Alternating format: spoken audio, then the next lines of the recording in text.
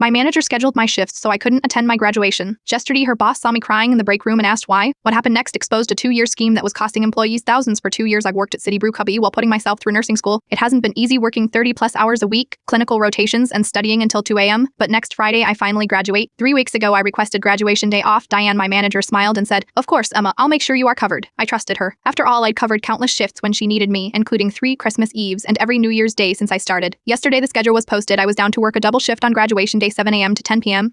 There must be a mistake, I told Diane, showing her my approved time off request. She barely looked up from her inventory clipboard. Sorry, but Melissa called out for the whole week. Asha needs to step up, but it's my graduation. My mom's flying in from Arizona. She already bought her ticket. Diane sighed dramatically. Look, Emma, retail isn't about convenience. If you want the day off that badly, find someone to cover your shift. I texted everyone. Nobody could cover, or rather nobody would. Later, I overheard why. Diane had told them all I was making a big deal about some ceremony and they'd be rewarded for their loyalty if they refused to swap. During my break, I finally broke down. 2 years of exhaustion, zero recognition, and now missing my graduation. It was too much. That's when Martin, the district manager who was visiting stores that week, found me sobbing in the break room. What's going on? He asked, closing the door. I tried to downplay it, just stressed about scheduling. Tell me everything, he insisted. So I did, about graduation, about Diane's refusal, about the manipulation of my coworkers. Martin's expression darkened. Show me your time off request, he said. I pulled up the email confirmation. And how many shifts have you covered for others in the past 6 months? I scrolled through my texts. 23. Martin was silent for a moment. Has Diane ever asked you to clock out early but keep working? The question caught me off guard. How did you know? Because you are the 5th employee I've spoken to this week who's mentioned it. He pulled out his tablet and showed me a spreadsheet.